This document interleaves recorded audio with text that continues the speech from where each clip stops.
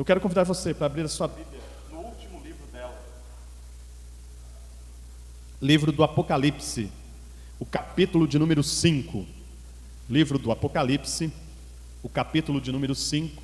São 14 versículos, nós vamos ler os 14 versículos. Mesmo assentados, vamos acompanhar a leitura da palavra de Deus em Apocalipse, o capítulo de número 5. Apocalipse, capítulo de número 5. Vi na mão direita daquele que estava sentado no trono um livro escrito por dentro e por fora, de todo selado com 7 selos. Vi também um anjo forte que proclamava em grande voz: quem é digno de abrir o livro e de lhe desatar os selos? Ora, nem no céu, nem sobre a terra, nem debaixo da terra, ninguém podia abrir o livro, nem mesmo olhar para ele. E eu chorava muito, porque ninguém foi achado digno de abrir o livro, nem mesmo de olhar para ele. Todavia, um dos anciãos me disse: não chores, eis que o leão da tribo de Judá, a raiz de Davi, venceu para abrir o livro e os seus 7 selos. Então, vi no meio do trono e dos 4 seres viventes, entre os anciãos, de pé, um cordeiro, como tendo sido morto. Ele tinha 7 chifres, bem como 7 olhos, que são os 7 Espíritos de Deus enviados por toda a terra. Veio, pois, e tomou o livro da mão direita daquele que estava sentado no trono. E quando tomou o livro, os 4 seres viventes e os 24 anciãos prostraram-se diante do cordeiro, tendo cada um deles uma harpa e taças de ouro cheias de incenso, que são as orações dos santos. E entoavam um novo cântico, dizendo: digno és de tomar o livro e de abrir-lhe os selos, porque foste morto, e com o teu sangue compraste para Deus os que procedem de toda tribo, língua, povo e nação. E para o nosso Deus os constituíste reino e sacerdotes, e reinarão sobre a terra. Vi e ouvi uma voz de muitos anjos ao redor do trono, dos seres viventes e dos anciãos, cujo número era de milhões e milhares de milhares, proclamando em grande voz: digno é o cordeiro que foi morto de receber o poder, riqueza, sabedoria, força, honra, glória e louvor.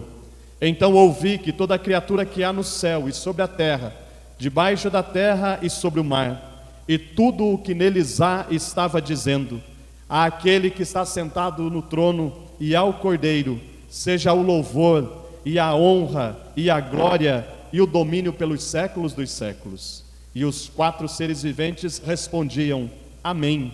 Também os anciãos prostraram-se e adoraram. Senhor, louvado seja o teu nome. A tua misericórdia tem se manifestado em nossas vidas.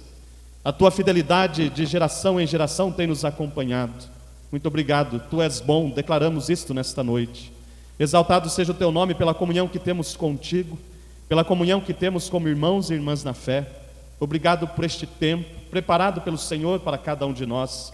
Exaltado seja o teu nome pela alegria da adoração, pela alegria da comunhão, pelo privilégio que temos de nos unirmos a ti em oração, adoração, louvor, intercessão, clamor.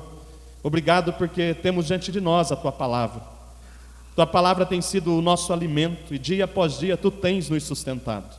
Em nome de Jesus, neste momento de proclamação, nós rogamos a ti, ó Deus Todo-Poderoso, que através da ação do teu Espírito Santo, o nosso ensinador, tu venhas ao nosso encontro nesta noite.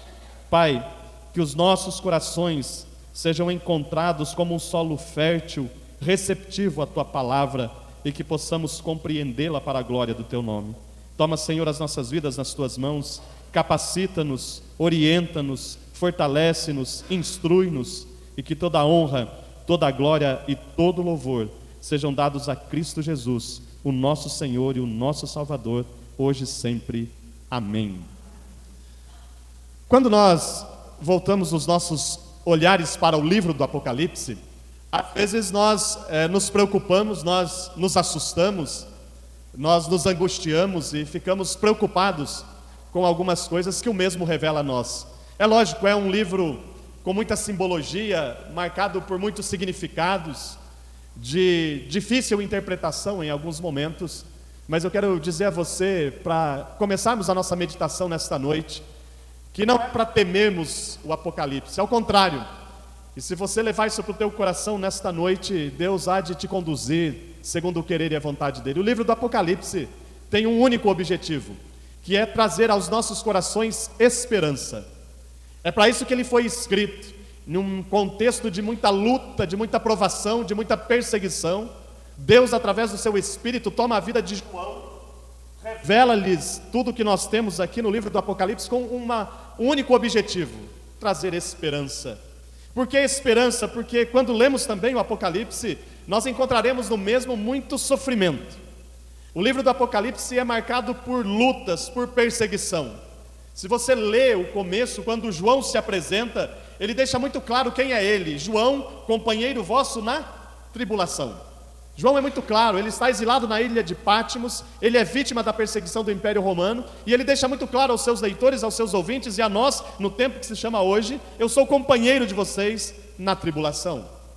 A igreja no Apocalipse sofria por causa do Império Romano, aprisionamentos, provações, torturas, morte, perseguição, tomada de bens. E João, quando se apresenta, olha, eu sou companheiro na tribulação. E a palavra tribulação significa pressionar, significa apertar. E quando nós olhamos para as nossas vidas hoje, parece que o cenário não é muito diferente. Nós caminhamos também pressionados, apertados, assustados, abatidos, em muitos momentos angustiados. Você sabe o que é isso na tua caminhada? Tem momentos em que nós não temos um motivo para o sofrimento aparente, nós não sabemos a causa ou as causas, mas nós sofremos. E a palavra angústia vem, a origem dela nos remete à passagem estreita, angore ou angor, passagem estreita, apertada. E às vezes eu e você estamos nessa situação, sufocados, apertados, pressionados, desanimados, abatidos, preocupados. Muitos de nós que estamos aqui nesta noite, estamos já pensando amanhã. E a hora que o despertador tocar, como será? E a semana, como será? E os desafios que temos pela frente, como serão? Angustiados. Sabe aquele nó na garganta que não sai, parece que não desce, você bebe água e não sai, e a gente está ali pressionado, apertado, abatido, desiludido, sufocado pelas pressões da vida. É o mesmo contexto de lutas, batalhas e sofrimento. Mas o Apocalipse nos desafia à fé e à esperança. João se apresenta como companheiro na tribulação, mas lá no capítulo 1, versículo 4, nós já temos uma saudação: graça e paz da parte daquele que é, que era e que há de vir. Graça e paz, capítulo 1, versículo 4. Graça é de origem grega e toma conta do Novo Testamento e significa favor imerecido. Mas também graça pode ser traduzida como amor que atua em circunstâncias adversas. Mas lá também nós temos paz, shalom de Deus, a paz de Deus, que também pode ser traduzida por salvação. Assim, naquela saudação em Apocalipse 1:4, é como que se o autor, tomado pelo poder do Espírito de Deus, dissesse: animem-se, pois Deus está no controle de todas as coisas, apesar das adversidades. Amém? Animem-se, pois Deus está no controle de todas as coisas, apesar das adversidades. Apesar das batalhas, Deus não perdeu o controle. Deus continua com as rédeas da história nas suas mãos. Independentemente do que você terá pela tua semana, Deus continua sendo Deus. Ele não foi pego de surpresa em meio às batalhas que travamos. Por isso a palavra de fé, de esperança: animem-se apesar dessas adversidades. Mas é difícil animar. A gente gosta de celebrar o final. Há um filósofo contemporâneo que diz o seguinte: quando ele contempla a nossa vida, ele faz uma análise. A tradição é norte-americana. Que momento da semana os norte-americanos chamam de hora feliz? Happy hour. Sexta-feira, 6 horas da tarde. Então eles celebram, eles começam a segunda pensando na sexta. Eles celebram o final. Tem algo de errado com isso. E você também celebramos o final.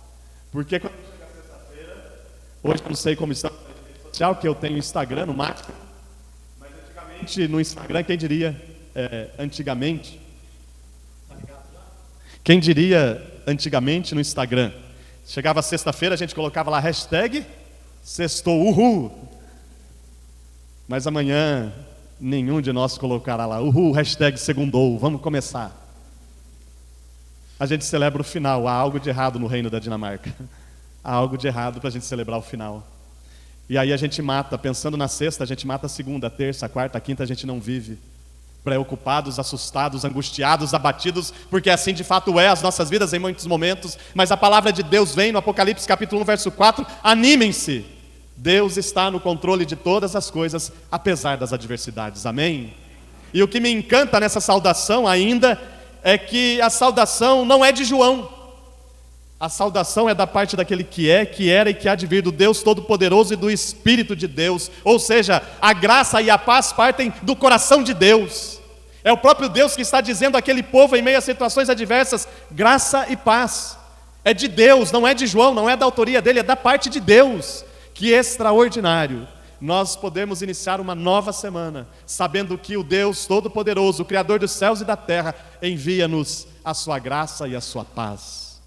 Como é bom saber que amanhã, quando iniciaremos uma nova semana, mesmo em meio às adversidades, mesmo em meio aos desafios da vida, a graça e a paz do Senhor repousarão sobre as nossas vidas para a glória do Deus Todo-Poderoso. Pastor, você não vai chegar no capítulo 5? Vou, até meia-noite e chego lá. Aí chegamos no capítulo 5. O capítulo 5 de João é dramático, particularmente é um dos capítulos que mais gosto, pelo drama todo. Tem lá um livro selado, todo fechado. Nesse livro está o projeto de Deus, ou os propósitos de Deus para a humanidade. Não é um mapa do futuro, não é isso. Está lá o que Deus deseja em meio a tudo que acontece na vida, em meio a tudo que estava acontecendo lá no Apocalipse. Lá está neste livro a revelação do projeto de Deus. Mas há um problema no capítulo 5. Qual é? Ninguém é capaz de abrir esse livro. Ninguém é capaz de ler, e é dramático porque ninguém é capaz nem mesmo de olhar para ele. Ou seja, não há ninguém capaz de entender os projetos de Deus em meio às batalhas da vida. Não há ninguém capaz de entender por que da perseguição do Império Romano aos cristãos e cristãs. Não existe ninguém capaz de entender o que Deus deseja para a igreja e para a vida de cada um naquele momento. E diante dessa situação, e João? Aí, se você está com a sua Bíblia aberta, ou o irmão que está lá em cima quiser me ajudar, versículo de número 4, e eu, João, o que João fazia? Chorava pouco. E eu, João, chorava muito. O motivo do choro de João é o desespero. João está desesperado. João, diante da situação de não compreender o projeto de Deus, João chorava muito. João estava em prantos porque, olha, não conseguimos compreender o que Deus quer com tudo isso. O choro de João é o choro de toda a igreja lá no Apocalipse. É de desespero, é de angústia, é de sofrimento. Eles não conseguiam entender por que quando nós nos declaramos cristãos, nós somos alvos de perseguição. Lá no contexto do Apocalipse. Alguns historiadores dizem que quando se descobria que alguém era cristão, eles amarravam uma corda no tornozelo desse cristão, amarravam, alguns entenderão, depois o tio explica, essa expressão é muito nova ou velha para você, muito velha. Amarrava na chincha do cavalo, no arreio do cavalo, e saía arrastando. Seria mais ou menos hoje você pegar uma corda, amarrar no pé de alguém, amarrar no rabicho do carro e sair arrastando pelas ruas até matar esfolado. Eles não entendiam, como que pode? Eu declaro que Jesus é Senhor da minha vida e acontece isso. Como que pode? Eu declaro que Jesus é Senhor da minha vida e invadem a minha casa e tomam as minhas propriedades e tomam os meus bens. Como que pode? Que história é essa de cristianismo? Que história é essa de servir a Jesus? No contexto de Roma, a capital do império, por que todas as vezes que nos declaramos cristãos, as nossas famílias servem de comida nas arenas e no caso no Coliseu? Espetáculo e festa para celebração para um povo pagão. Como que isso pode? Eles não conseguiam entender o projeto de Deus em meio ao sofrimento. Mas o choro de João não para lá nos anos 90, mais ou menos, quando o Apocalipse foi escrito. O choro de João chega até mim e até você nesta noite. O choro de João chega até nós em 2024. Porque este choro faz parte da minha vida e da tua vida também. Nós também choramos diante da impossibilidade de descobrir quais os projetos de Deus para as nossas vidas. Nós choramos. Nós derramamos as nossas lágrimas. Porque há muitos momentos nas nossas vidas em que nós estamos angustiados e o que nos resta é o choro. Pastor, você chora? Choro. Quer um segredo para você chorar e ninguém vê? Chora no chuveiro, na hora que você estiver tomando banho. Você chora, as lágrimas vão embora, você sai com o rosto bonitinho. O fato é que nós choramos. Nós derramamos as nossas lágrimas porque nós não compreendemos, no tempo que se chama hoje, o projeto de Deus em muitas situações. Nós não entendemos os porquês do nosso dia a dia. E se eu abrisse o microfone para você nesta noite, nós faríamos aqui uma vigília elencando uma série de porquês no nosso dia a dia. Eu e você trouxemos a esta noite, neste lugar, elencados uma série de porquês. Por que Deus? Por que agora? Por que com a minha vida? Por que dessa forma? Por que tanta corrupção? Por que a situação no Rio Grande do Sul? Por que tanta miséria? Por que tanta violência? Por que tantas tragédias familiares? Por que tanta incompreensão? Por que de tanto caos? Por que de tantos casos que envolvem saúde mental? O porquê da minha tristeza? O porquê da minha agonia? O porquê da situação da minha família? O porquê de estados depressivos e estressantes? Por quê? Por quê? Por quê? Haveria uma lista muito maior que esta, com uma série de porquês. Porque nós não conseguimos compreender direito o que Deus quer com tudo isso. Pastor, mas e a Bíblia e a oração? Você já passou por isso, e não é vergonha, não é pecado. Tem dias que você abre a Bíblia e você vai meditar na palavra de Deus, e parece-nos que o texto bíblico salta das Sagradas Escrituras, nos abraça, nos envolve, e nós nos arrepiamos. Quem tem cabelo fica até de cabelo arrepiado.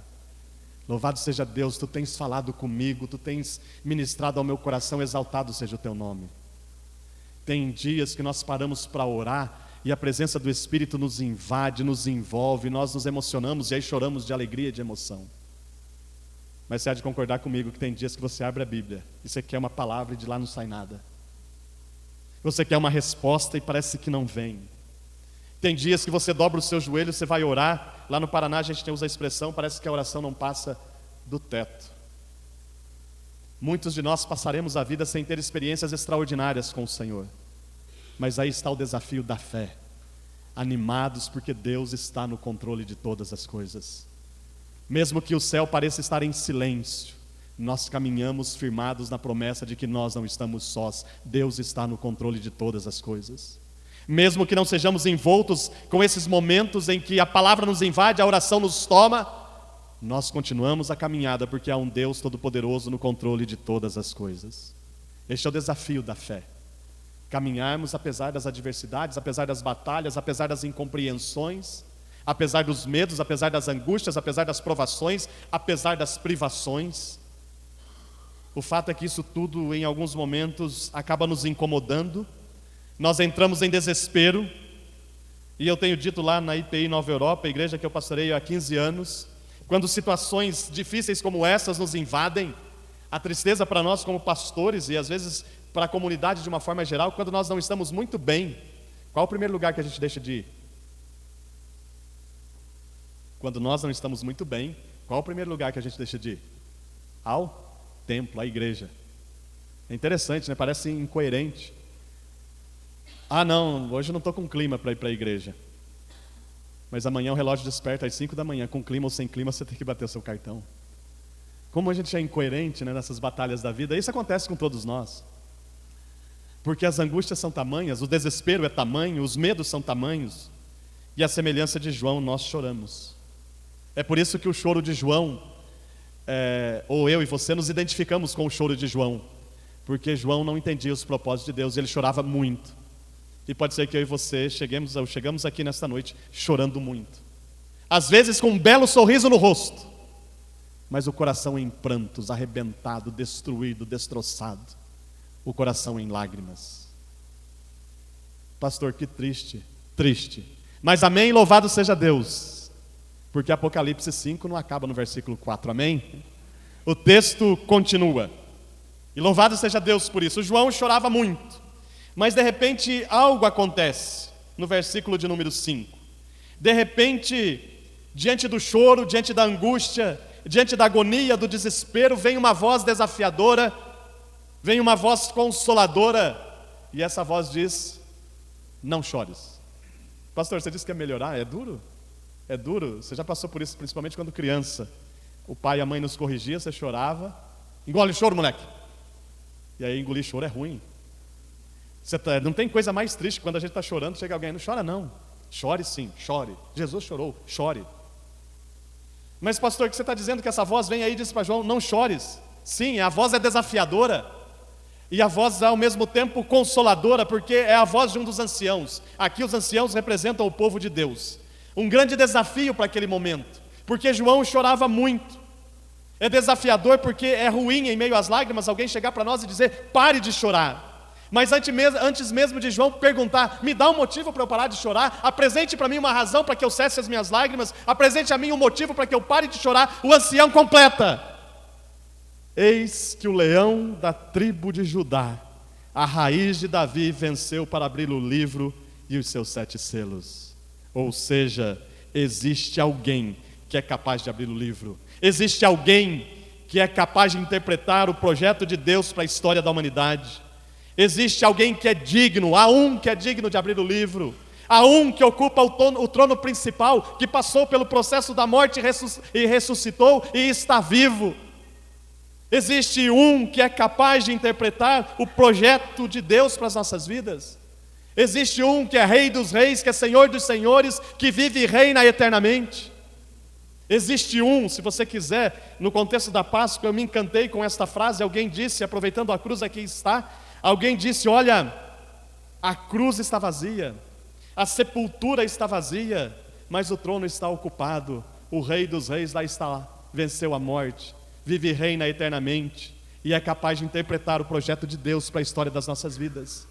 Existe um que é capaz de olhar para este livro e nos revelar aquilo que Deus deseja. Existe um que ocupa o trono principal, que passou pelo processo da morte, mas ressuscitou e vivo está. Por isso, igreja, pare de chorar, irmãos e irmãs, parem de chorar, porque Cristo, o Cordeiro Pascal, está em pé, triunfante, ressuscitou. E mais, no livro do Apocalipse está entre os 4 seres viventes que representam toda a criação. E mais, está entre os anciãos que representam o povo de Deus em sua perfeição. E mais, tem 7 chifres, a plenitude do poder. Tem 7 olhos, os olhos do Espírito, ele tudo vê, ele sabe o que acontece.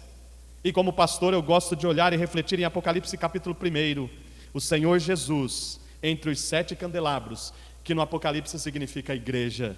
O que o ancião quer dizer no capítulo 5, verso 5, pare de chorar, porque Jesus venceu e está em pé aqui, Ele caminha entre nós.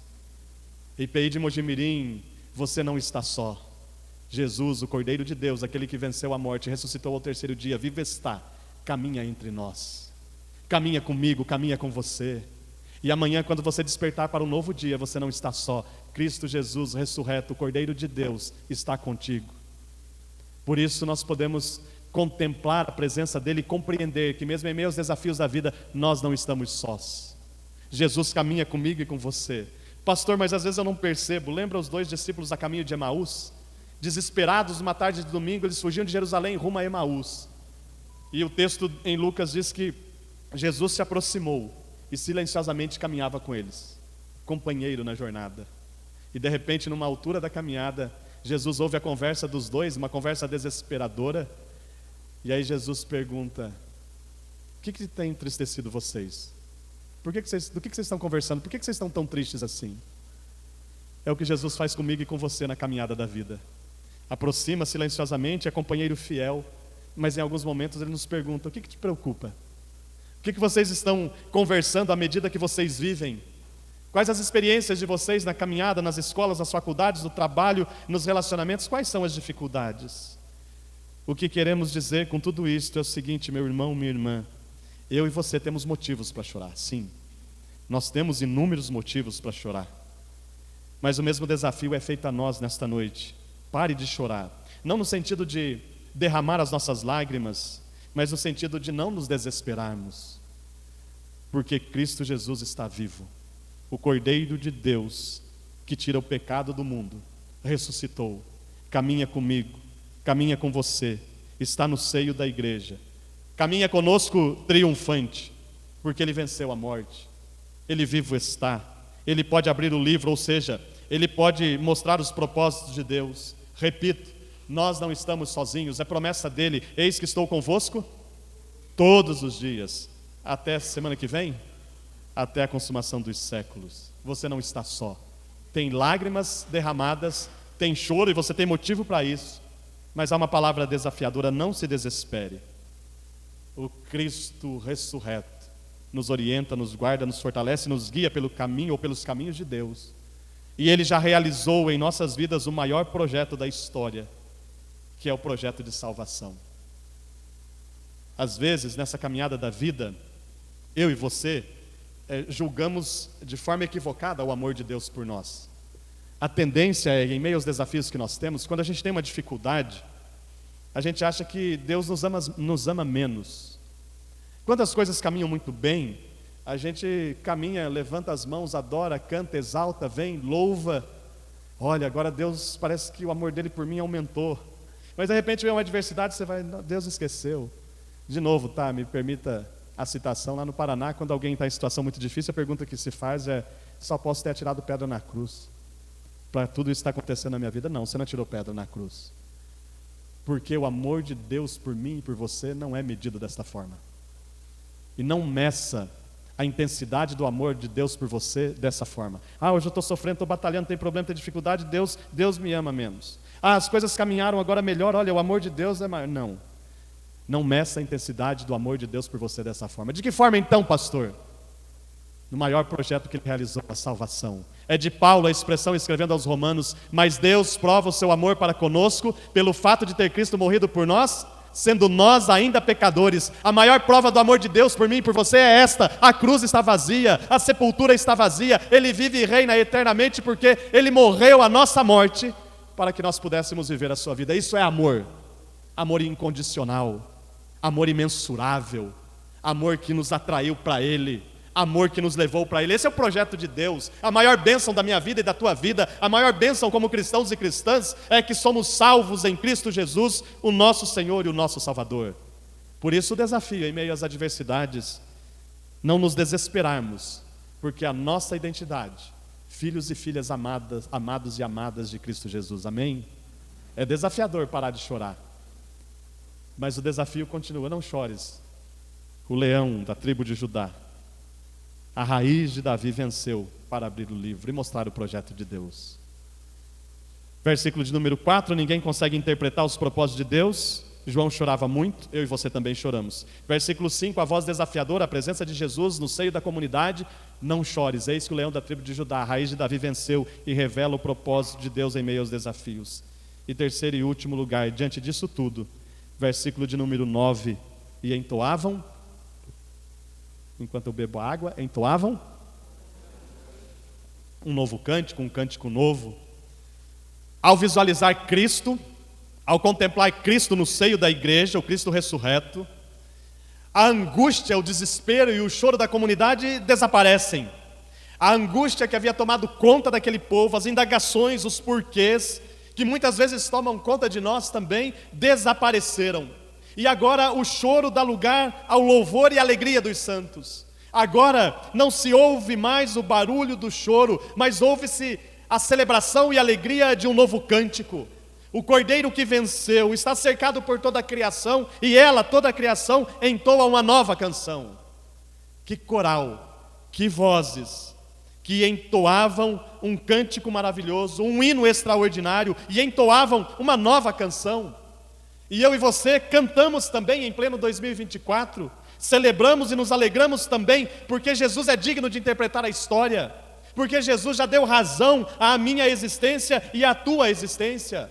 Nós cantamos porque Ele foi imolado em nosso lugar, nós cantamos porque Ele tomou o nosso lugar, nós cantamos porque Ele nos amou primeiro, nós cantamos porque a cruz era minha, a cruz era tua, a cruz era nossa, e Ele tomou para Ele. Nós cantamos porque Ele é a testemunha fiel. Nós cantamos, a letra do cântico mostra isso, porque através da morte e ressurreição de Cristo Jesus, Ele nos comprou para Deus, verso 9. E aqui algo extraordinário para a minha vida e para a tua vida. Quem sabe a gente não pare para pensar nisso em meio à correria da vida, mas comprar aqui tem a ideia de libertar, de resgatar, de atrair para si, de tomar para si. E em meio às batalhas que já travamos em nossas vidas e ainda continuamos travando, você já parou para pensar que você pertence a Deus? Você é de Deus. Cadê o Selegate? Vai ter show lá no Allianz Parque, né, daqui uns dias. Eu fico admirado, tá, com essa sociedade secular. a força que adolescentes e jovens fazem. Eu não estou criticando, uma constatação, não é uma crítica. Quando há um show, por exemplo, desses que haverá lá no Allianz Parque, tem gente que dorme na fila, na calçada, faz barraca, toma chuva. No último show da Madonna, eu vi uma entrevista de 2 mulheres que vieram de Belém do Pará para participar do show, e almejam por uma foto, almejam por um autógrafo, almejam filmar seu ídolo, seu cantor, cantora, ator, atriz. Repito, não é uma crítica, uma constatação histórica. E almejam tirar uma foto com esses. E às vezes nós, como cristãos e cristãs, somos de Deus, fomos comprados por Ele, e nos esquecemos disso. O autor de Isaías, o profeta Isaías, vai nos dizer que o Deus Todo-Poderoso mediu o universo a palmos e colocou as águas dos oceanos com a concha das suas mãos. O Deus Todo-Poderoso, o Criador de todas as coisas, em Cristo Jesus me comprou, te comprou, nos comprou para Ele. Nós somos dele. E às vezes nos esquecemos disso na nossa caminhada. Não se esqueça disso. O Senhor em Cristo Jesus nos comprou para Ele. Nós somos dele. Nós pertencemos a Ele. E jamais passou pela cabeça dele nos abandonar em meio às tribulações da vida. Jamais passou pela mente e pelo coração dele nos deixar ao léu da sorte nessa sociedade tão cruel que nós estamos. Jamais passou pela mente dele despedir-nos de um culto, de uma reunião de oração sem uma palavra dele. Porque Ele é Deus Todo-Poderoso e eu e você pertencemos a Ele. Nós somos de Deus, comprados em Cristo Jesus, o nosso Senhor e o nosso Salvador. Somos dele, por isso, em meio às dificuldades, o desafio para celebrar. É complicado, é difícil, ninguém está dizendo que é fácil. Parar de chorar em meio a tudo isso, olhar para Jesus e celebrar. É fácil quando a gente tem que dar uma receitinha para o outro, mas quando é com a gente é difícil, eu sei disso. Mas o desafio é este, olha, Jesus venceu, ressuscitou, o projeto de Deus é a salvação, Ele nos salvou, Ele nos comprou, a salvação está garantida com seu sangue derramado na cruz do Calvário, homens e mulheres de toda raça, tribo, língua, povo e nação, e fez um reino, e nos constituiu sacerdotes que reinam sobre a terra, não como imperadores que usurpam de poder e que reinam com poder, mas homens e mulheres que devem reinar através do serviço a Deus e ao próximo, homens e mulheres que devem reinar com seu testemunho de vida. Lá fora as pessoas precisam ver quem nós somos, que nós somos de Deus, que pertencemos a Cristo. Precisamos reinar com esperança. Às vezes nós fazemos coro com os pessimistas da vida. A nossa tendência é fazer coro. Às vezes você está lá no trabalho, alguém começa a falar da vida, das dificuldades, a gente faz coro com ele e nos esquecemos de Cristo Jesus. Nós somos pessimistas demais. Se eu for daqui para Limeira hoje, furar o pneu do meu carro, semana que vem eu venho aqui contar para você ou para alguém pode dizer, pastor, isso não é nada, outro dia eu fui para lá, furou os 2 pneus. E daí chega o terceiro, isso não é nada, outro dia eu fui, caí no buraco, furou os 4. Fui trocar o step, até o step estava murcho. Até para contar a tragédia, a gente quer ser melhor e maior do que o outro. Mas aqui, Ele nos comprou para Deus, pertencemos, nos fez reino e sacerdotes, para reinarmos com esperança, com alegria, com uma espiritualidade saudável, na dependência do Deus Todo-Poderoso que através da graça em Cristo Jesus nos salvou. E um dia, todo joelho se dobrará e toda língua confessará que Ele é o Senhor. Por isso eles entoavam um novo cântico. Por isso eu e você somos a igreja constituída pela morte e ressurreição de Jesus. Igreja que deve procurar ouvir a voz de Deus em meio a tantas vozes que azucrinam os nossos ouvidos. Há muitas vozes azucrinando os nossos ouvidos. E a gente precisa ajustar a sintonia para ouvirmos a voz de Deus em meio aos desafios da vida, em meio às batalhas e diante das lágrimas que nós derramamos. Por isso, quando estivermos chorando, e nós iremos chorar, vamos procurar pela fé contemplar Cristo Jesus conosco. Cristo Jesus comigo e com você, que me conhece, te conhece e sabe dos nossos desafios, sabe das nossas batalhas, sabe das nossas lutas. É procurar perceber Jesus em meio às angústias da vida. E aí, pelo poder do Espírito que atua em nós, nós celebraremos como a comunidade no Apocalipse. Nós celebraremos porque as misericórdias dele se renovam sobre as nossas vidas todas as manhãs. Nós celebraremos porque Ele é fiel. E eu gosto de Jeremias, lá em Lamentações, que as misericórdias de Deus vivem sob o signo do novo. Elas se renovam De quando em quando? Todas as manhãs, ou a cada manhã. Isso quer dizer o quê? Que ontem elas se renovaram, hoje de manhã elas se renovaram, e amanhã elas se renovarão, porque grande é a tua fidelidade, de Jeremias. Em meio ao choro nós vamos caminhar, mas as misericórdias do Senhor serão conosco amanhã. A presença de Jesus tem sido conosco em todos os momentos das nossas vidas. Por isso nós caminhamos com alegria. E quando eu digo alegria, não é você ficar sorrindo o tempo todo pensando que todo mundo é dentista, vou olhar para os seus dentes, não. A alegria do Senhor é a nossa força. Nós caminhamos assim não por nós mesmos, nós caminhamos assim porque Cristo Jesus venceu por nós. A gente interpreta errado naquele versículo: em Cristo nós somos mais do que vencedores. Se Ele venceu, a gente vai vencer. Não, Ele já venceu por nós. Nós somos vitoriosos porque Ele já venceu. E é por isso que nós cantamos, é por isso que nós celebramos, é por isso que nós caminhamos entoando novas canções dia após dia com as nossas vidas. Amém? Portanto, termino. Muitas vezes, eu e você não compreenderemos os acontecimentos e as situações do nosso dia a dia. Em muitos momentos a gente não vai compreender.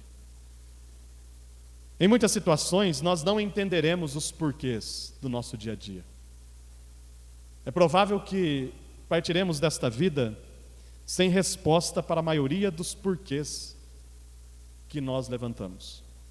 Porque nós não somos capazes de entender o que Deus quer com eles, em muitos casos. Nós não conseguimos compreender, em algumas circunstâncias, o que Deus quer com tudo isso. A gente não consegue descobrir o projeto de Deus. Nós caminhamos às vezes no escuro, e precisamos acreditar que Deus vai realizando a sua obra, Deus está realizando o seu propósito, através da nossa incompreensão. Nós não compreendemos, mas Deus compreende e está no controle de tudo. Alguém diz com muita propriedade que nós tememos o desconhecido. Mas o desconhecido existe, ele está aí, nós tememos ele. E alguém disse o seguinte: mas Deus existe e o desconhecido Ele conhece. Então nós caminhamos assim, mas apesar da nossa incompreensão, Deus vai conduzindo e realizando os projetos dEle e os propósitos dEle nas nossas vidas.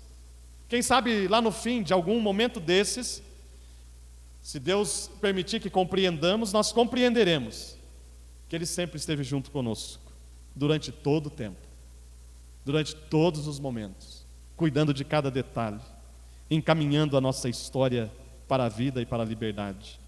O salmista, no Salmo 126:6, entendeu isto: aqueles que saem andando e chorando enquanto semeiam, voltarão com júbilo trazendo os seus feixes. Às vezes semearemos, lançaremos as sementes em meio às lágrimas, mas há um comentarista desse texto que disse o seguinte: há lavouras que precisam ser regadas com as nossas lágrimas. E às vezes nós regamos algumas semeaduras com as nossas lágrimas, mas a fé, a esperança e a promessa é que voltaremos com júbilo, trazendo os nossos feixes. Paulo compreendeu isso em Romanos 8:28. Sabemos, pois, que todas as coisas cooperam para o bem daqueles que amam a Deus. O capítulo 5 do Apocalipse começa com desespero. O capítulo 5 do Apocalipse começa com choro, e eu, João, chorava muito. Mas quando João e a comunidade do Apocalipse se dão conta da presença de Jesus, o Jesus ressurreto, o choro deu lugar a um cântico, deu lugar a um coral, deu lugar a um louvor, deu lugar a uma celebração. Repito, muitas vezes nós temos motivos para chorar. Você tem, eu os tenho, nós temos motivos para chorar. Mas quando nós contemplamos Cristo conosco, nós podemos celebrar, nós podemos cantar, nós podemos adorar, nós podemos nos alegrar, porque Ele continua sendo Deus, está no controle de todas as coisas. Já realizou o maior projeto na minha vida e na tua vida. Paulo escreve isso com maestria aos Romanos, quando ele diz que se Ele não poupou o seu Filho por amor a mim, por amor a você, não nos dará porventura graciosamente todas as coisas?